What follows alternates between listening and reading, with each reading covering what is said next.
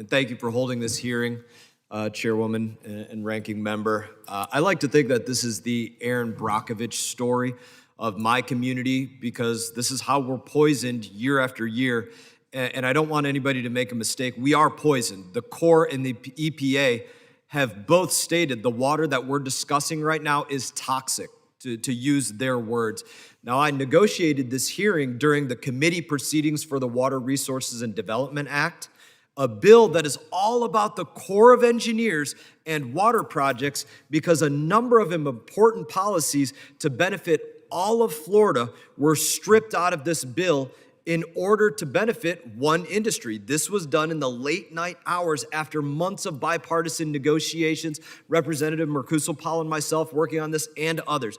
First thing that I want to say that was stripped, reducing ecological harm to Everglades National Park and water conservation areas. Now, why, after us spending billions of dollars to fix the Everglades, would we not be able to put into that law? I got to ask it. I suspect it's because more water for the Everglades means that the growers south of the lake, those sugar-growing corporations, need to relinquish a death grip that they have on Florida's water being for them first and everyone else second. That's why I think that happened personally. Second provision that was stripped, protecting public water supply was stripped out of that bill. Now, you might look at that and say, why did this happen? I can tell you that in my state of Florida, sugar lobbyists, for me, they frequently disguise their death grip and their assaults on me as an effort to protect public water supply. But that's what it is. It's a disguise. It's a front. When we wrote protect public water supply in law, they fought and they had it stripped out. Another provision they had stripped out. Opposed protecting the integrity of the Herbert Hoover Dike. We were not allowed to state in law, protect the taxpayer-funded dike that protects people, that's operated by the Corps of Engineers. That's probably one of the stupidest things that I've heard since being in Washington, D.C. And beyond this, God forbid that I ask the Corps not to send toxic water into my community. Now, there is a complicated patchwork of infrastructure and even more complicated policy about where to move water, when to move water, and while all of the policies may be complicated, the goal is simple. It's use taxpayer dollars to store water for irrigation south of Lake Okeechobee, then demand that my community be the flood control for when too much water is stored, that we be the septic tank for this private water reservoir, and that's the problem. This is wrong. My community is not going to be an afterthought. We're not going to be flood control for U.S. Sugar or anybody else. Just because they want to keep Lake Okeechobee artificially high, as Mr. Ritter has stated in his written and spoken testimony, even though it hurts the rest of Florida. Now, when the Army Corps has discharges to my community, they often test more than 60 times too toxic for human contact. However, it has been stated that every year since 1982, those that have needed water have gotten every drop of water that they need. My community, 9 of the last 12 years, have gotten toxic discharges. So 3 out of every 4 years, we're getting poisoned because too much water is stored on that lake in the winter when the Everglades need it, the Caloosahatchee needs it, other places need it, and there's more than enough water to go around for all of those water uses. I say that this is the political equivalent to Stockholm Syndrome, continuing to manipulate water policy to benefit those that are holding our state hostage right now. Again, winners versus losers. I would say this also. In 2019, the Army Corps of Engineers,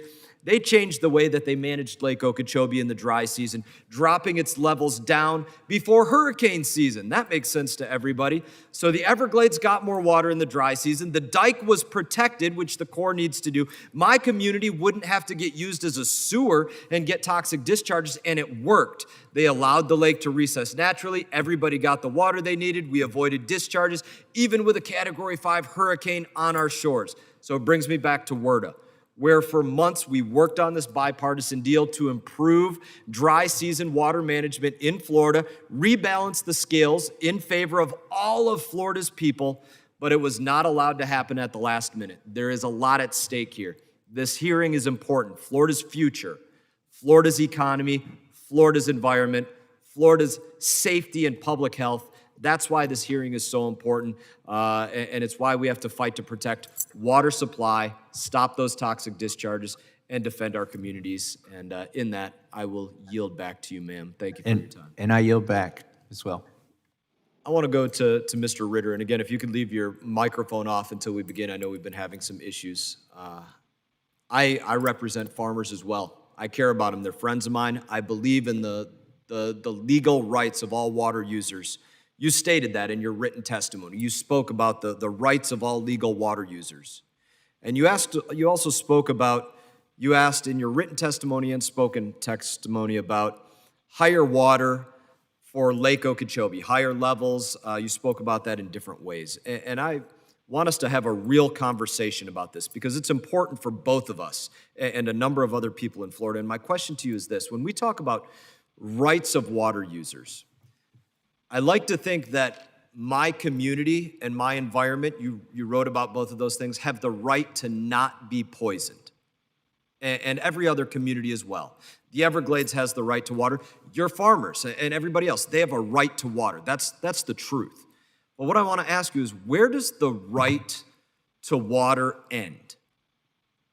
At what point does that end where you have to hurt somebody else? Somebody else has to be your flood control to keep that water higher as you asked for. And that's an honest question. Where does the right to having more water end?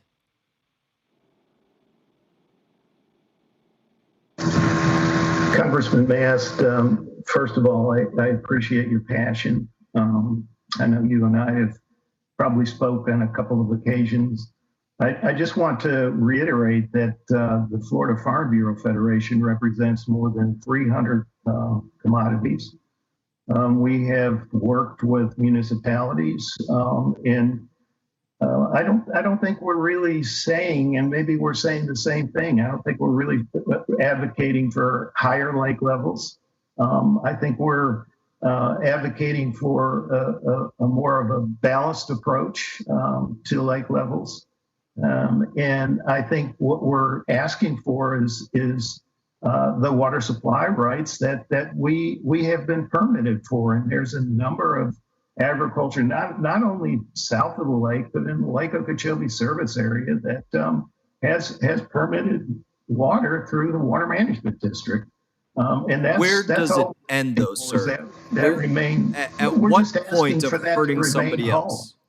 At what point of having to have toxic, literally toxic, I could submit for the record from the EPA and the Corps of Engineers, they said the water that gets discharged is toxic. At what point of asking for more water, because you did ask for that in your spoken testimony, going back to previous higher levels, and you wrote it in your written testimony, at what point does that say, listen, we're hurting other people. We're stepping on the Everglades, the Caloosahatchee, and other communities have to get toxic discharges to have higher waters on that lake. At what point to you does that right end?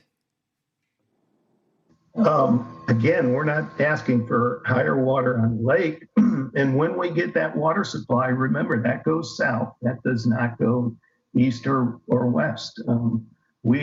The farmers down in the EAA, I think maybe even Shannon referred to 70 billion gallons during the springtime. But if you look at that based on the 450,000 acres, irrigated acres down there, that's a pretty, in my mind, that's a pretty efficient use of water, and you're really not getting any of that. So you're getting water. Remember, the Kissimmee River is in an effort to get an answer. Let's speak about this ambiguously. Then I won't say you. In an effort to get an Mast, answer. your time is up. Oh, no problem, ma'am. Yes, ma'am. Yes, Mr. Palmer, thank you very much for yielding to Mr. Mast. And now, Mr. Mast, you're on for 5 minutes. Thank you, ma'am. I appreciate you recognizing me. So let's continue on this, sir. We'll speak about this ambiguously. At what point does the right of somebody to ask for more and more water end if somebody else has to get hurt to do it? My community has to get hurt in order for more water to stay on Lake Okeechobee, because hurricanes come, the dike gets put at risk, even though we weren't allowed to say protect it in our recent bill. At what point for anybody does that right end to ask for more water? Should it end if you have to hurt somebody else to do it? Not you, anybody. Again, Mr. Mast, I really appreciate your question, but the agriculture all around the lake is not asking for any more water. It's simply asking to remain whole with the permitted water that they have received from the Water Management District. Right, which is why I'm asking, let's talk about this ambiguously, sir. When does the right for somebody to demand or ask for more water end? Does that right end if you have to hurt somebody else to get it? Does the right to water for more water for somebody end if you have to hurt somebody to get it? Does that right end? Again, Congressman Mast, with all due respect, we are not asking for any more water. We are just asking for our permitted allocation that we have received from the Water Management District, that it's based on permitting, just like any municipality would get permitted, just like any development would get permitted. We're not asking for any more water. We're just asking to remain whole. Sounds like we're not going to get an answer to that question. I want to take a moment and submit, Madam Chairwoman, a couple of things for the record. One is a letter from So ordered. the day of that hearing from the Florida Sugarcane League stating this: strongly opposed to all amendments that affect Lake Okeechobee and its surrounding areas. I would like to submit that for the record. That's a letter that went out that morning from the Florida Sugarcane League. I'd also like to submit what was the bipartisan agreement that we had worked on prior to that, discussing ecological harm to the Everglades, protecting the Herbert Hoover Dike, protecting public water supply. I'd like to submit that as for the record as well. I appreciate that. So ordered. Would ask this question to you, Mr. Gauze, and to the others on this panel. Maybe you could answer that question to me. When does the right for somebody to ask for water end? Does it end if you have to hurt somebody else in order to get it? What? Oh, sorry, I was on mute, sorry. Madam Chairwoman, I think you're not muted. I'm sorry, Congressman Mast, was that to me? Yes, certainly to you, Chairman Gauze, but to the other panelists as well. Does that right to ask for more water end if you have to hurt somebody else to do it? I don't know the specific answer to that, but I do know that our consumptive use permits do state that you don't get water when there's a drought. You're not guaranteed to water, and there's a beneficial use associated with that. So that may be sort of a backwards answer to your question. Mr. Mast, this is Shannon Estenos. What I would say is follows up on Chairman Goss's point. In the state of Florida, you don't have a right to water. You have a permitted use that stops where your use is causing harm to the resource. It's called the no harm standard. And you don't have a right to use water under a permit if it is causing harm. And what's happening here is that the current rules, they tend to do two things. They tend to hoard water in the lake during the dry season, particularly the early dry season. They hoard water in the lake so that it's available primarily for the Lake Okeechobee service area late in the dry season. Mr. Ritter referenced the 70 billion gallons as if it were a reasonable amount of water, but you need some context for that. 70 billion gallons, first of all, is a half a foot off the lake. It's a little more than half a foot off the lake. In the 7 months prior to that 70 billion gallons being taken, Everglades National Park and the Central Everglades were given almost basically zero water, to the point that Everglades National Park by April caught on fire because water had dropped 2.5 feet before the ground surface. And one of the two major canals going into Broward County, my home county, population 2 million, was being rationed.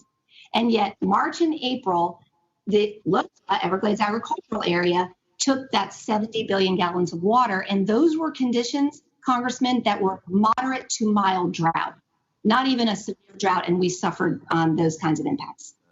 I would, since I have another moment here, is Noah Valenstein still on? I see his video cut off, but I don't know if that just cut off for a moment. Do we still have Secretary Valenstein on? I'll give one second. Yes. I hear it now. So, Secretary, I would ask you as well. I've submitted for the record here the comments from the EPA noting what is toxic on Lake Okeechobee. Madam Chairwoman, you spoke initially in your comments about possibly creating harmful algal blooms with these discharges. I need to correct a mistake in that. It can create situations for harmful algal blooms, but what I'm speaking about specifically in my questioning are the algal blooms that are already present on this freshwater lake that reach a level many times 60 times too toxic for human contact, according to the EPA and the Corps of Engineers, and those being taken out of that separate body of water and then dumped into my community. That's the specific piece that I'm speaking of. So Secretary Valenstein, I would ask you as well, can you make any confirmation of toxicity levels during those summertime months at different times of water on Lake Okeechobee? Absolutely, and thank you, Congressman Mast, for your work Are to you on mute? help us constantly work with our federal partners and reevaluate opportunities to make sure we're not having harmful discharges to our coast. Certainly, that was a conversation that came up during Governor DeSantis's transition committee, where you chaired the environmental portion of that, and something that the governor is laser focused on too. As you know, Lake Okeechobee and the whole ecosystem was dramatically altered by the Army Corps of Engineers, and misguided attempt decades and decades ago, believing that wetlands were not something we should have. We now recognize that was an absolute mistake and are trying to rebuild the system. But that has had devastating consequences to how Lake Okeechobee accepts and is able to release water at the moment. Certainly, throughout the summer months, we are seeing algae producing microcystin levels on a regular basis up to 20 parts per billion. The highest we have seen this year, we recorded in the center of Lake Okeechobee one sample that was 800 parts per billion around June 13th. And so there are absolutely significantly high levels of microcystins that have been produced. And certainly, while we're working on water quality surrounding Florida, and you've seen as there haven't been releases from Lake Okeechobee, and with the investments that this governor is making, we're making progress in water quality throughout Florida.